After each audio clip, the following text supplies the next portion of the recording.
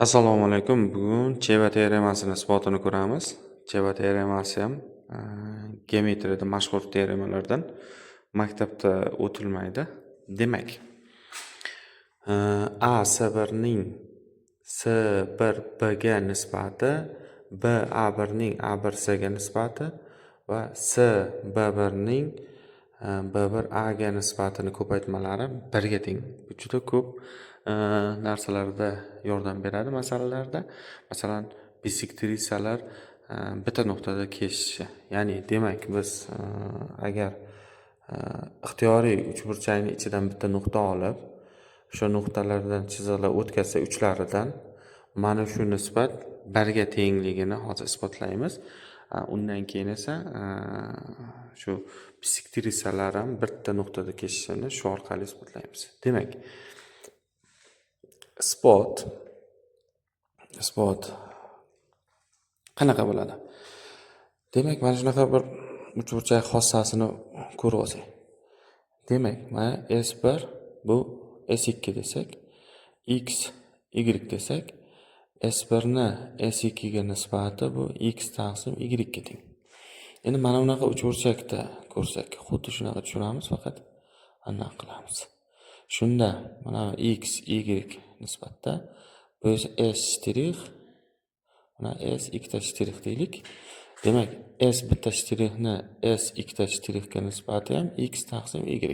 Shundan kelib chiqadiki, demak, mana bu yuzama, mana yuza nisbati ham X taqsim Y degan nisbatga keladi. Demak, mana Xo'p. S1 ayrilgan S shtrix, S2 ayrilgan S ikkita shtrix bilan X taqsim Y ligidan foydalansak mana, demak, xuddi shundan foydalanamiz. Ya'ni A B1 ni B1C ga nisbati mana bu uchburchaklar AOB ni BOC ga nisbatini dan foydalansak bo'ladi. Demak, A B1 ni B1 C ga nisbati bu uchburchak yuzi, xo'p, AO B ga nisbati. Demak, uchburchak S BOC ga nisbatiga teng bo'lar ekan. Buni mana bunaqa deb yozsak bo'ladi. Qulaylik uchun B1C ni A B1 ga nisbatini shu teskarisiga yozyapmiz. S uchburchak BOC ni S uchburchak AOB ga nisbati. Xo'p, bu birinchisi deylik, birinchisi. Xo'p, ikkinchi nisbatimiz A1 ni C1B ga nisbati. Mana shu uchburchakda boyagisida A B1 ning B1C ga nisbati mana uchburchaklar nisbatiga edi. Xuddi mana bunga o'xshatib. Demak, endi bu tomondan qarasak, A1C1 ni C1B ga nisbati mana bu uchburchak bilan, ya'ni AOC bilan COB ni nisbati. Demak, bu yerda S uchburchak AOC, S uchburchak BOC ga nisbati. Hop, bu ikkinchisi bizga kerakli narsa. Demak, bundan uchinchi nisbat, endi mana buni topamiz. Buning bunga nisbati. B A1 bo'lingan A1C. Bu nimaga teng? Demak, bunga nisbati uchburchak BOA ni AOC ga nisbati. S uchburchak AOB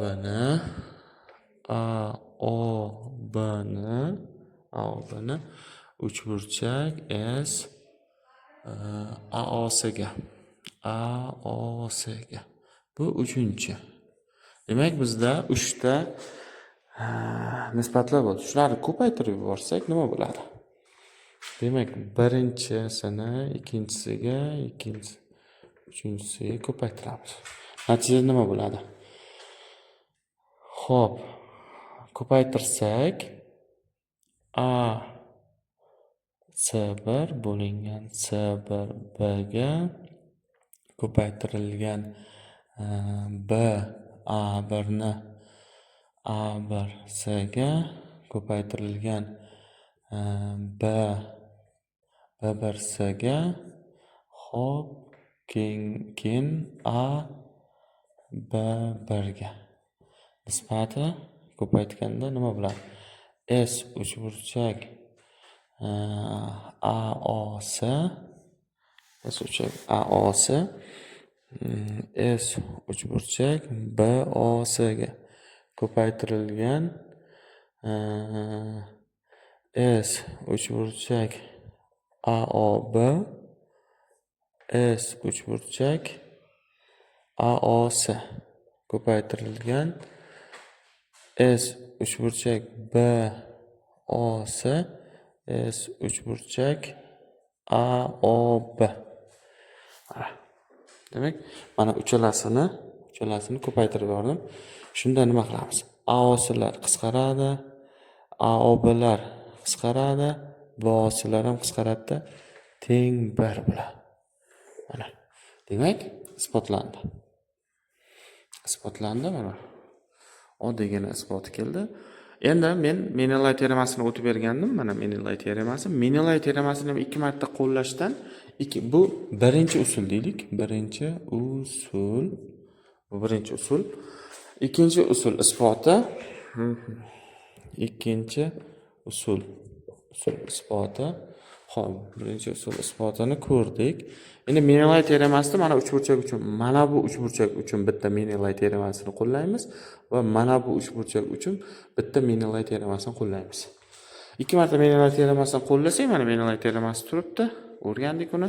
O'sha Menelay teoremasidan demak Cheva teoremasini isboti kelib chiqadi. Demak, birinchisi uchburchak A B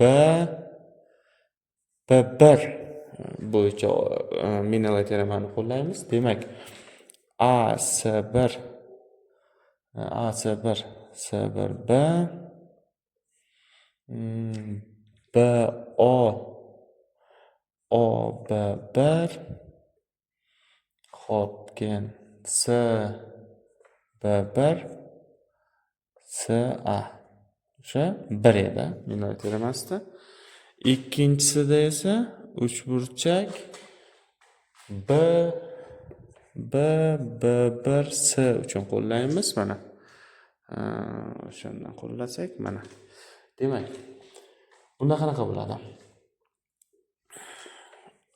A B1 ning A C A ga nisbati, xo'p, B1 O ning B O ga nisbati va o'sha nisbati va demak, o'sha mana shu uchburchakdan qo'llayapmiz, teskariga qo'llayapmiz Menelay teoremasini. Buning bunga nisbati, buning bunga nisbati, buning bunga nisbati. Ya'ni shunda A1 ning A1 C ga nisbati ham 1 ga teng. Demak, bu ikkalasini ko'paytirib yuborsak, ya'ni birinchi qism bilan ikkinchi qismni ko'paytirsak, shunda nima hosil bo'ladi? A C1 taqsim C1B BO OB1 CB1 CA ko'paytiramiz endi pastda. A B1 CA B1O, BO, hop, B A1, A1S. Demak, mana shu ko'paytmadan bizga mana bu bilan mana bu o'zini o'zi yeb yuboradi, ya'ni qisqarib ketadi. Qisqarib ketgandan keyin hop, qisqarib ketadi. SA ko'paytirib yuborsak, demak, mana shu yerda bitta kamchilik bo'libdi. Mana teskari yozib qo'yamiz. Teskarisiga minimal terimasini qo'lladik bu qismiga. Demak, bu yerda ham mana uni teskarisiga qo'lladik.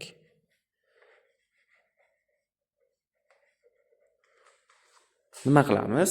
Demak, bu yerda AC ni A B1 ga nisbati bo'ladi-da. Shunda mana bu AC ning B1 A ga nisbati bo'ladi. Shunda mana bu ham qisqarib ketadi. Qisqarib ketgandan keyin nimalar qolyapti? AC1, C1 B ko'paytirilgan CB1 B1 A ko'paytirilgan BA1 A1 C teng 1 degan narsa qolyapti. Demak, bu A1 ni AC1 ni C1 B ga nisbati, mana nisbati. Demak, CB1 ni B1 A ga nisbati, CB1 ni B1 A ga nisbati, BA1 ni A1 C ga nisbati mana 1. Demak, isbotlandi. Ikki xil usulda isbotladik. Menelay teoremasini 2 marta qo'llash orqali mana shu uchburchak uchun va mana bu uchburchak uchun, mana bu uchburchakda faqat teskarisini qo'llaymiz, ya'ni nisbat. Mana bu nisbatda bular hammasi tepaga chiqadi, bu surati esa mahrajga tushadi, baribir 1 bo'ladi. Chunki buni bu yoqqa o'tkazib, buni bu yoqqa o'tkazsa ham baribir shu. Shuni teskarisiga qo'llaymiz va bir-biriga ko'paytirib yuborganimizda mana isbotlandi va mana bu traditsion usul o'zimizda hamma biladigan yuzalar nisbati shu kesmalar, ya'ni ajratilgan kesmalar nisbatiga tengligidan ham keltirib chiqarsa bo'ladi. Endi bu yerdan biz yana bitta narsani isbotlasak bo'ladi. Mana uchburchak berilgan deylik. Uchburchak berilgan, mana uchburchak. Mana bu bisektrisalar o'tkazildi deylik. Bisektrisalar. Va bu yoqdan ham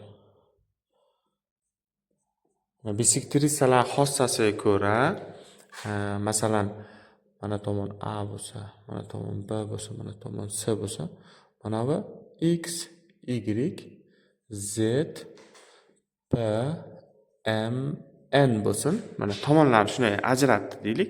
Bisektrisa xossasiga ko'ra X ni Y ga nisbati bu B ning A ga nisbati, Z ni P ga nisbati, Z ni P ga nisbati, bu yoqda C ni B ga nisbati. Va bu yerda M ning N ga nisbati, M ning N ga nisbati, A ning C ga nisbati. Demak, hammasini ko'paytirib yuborsak,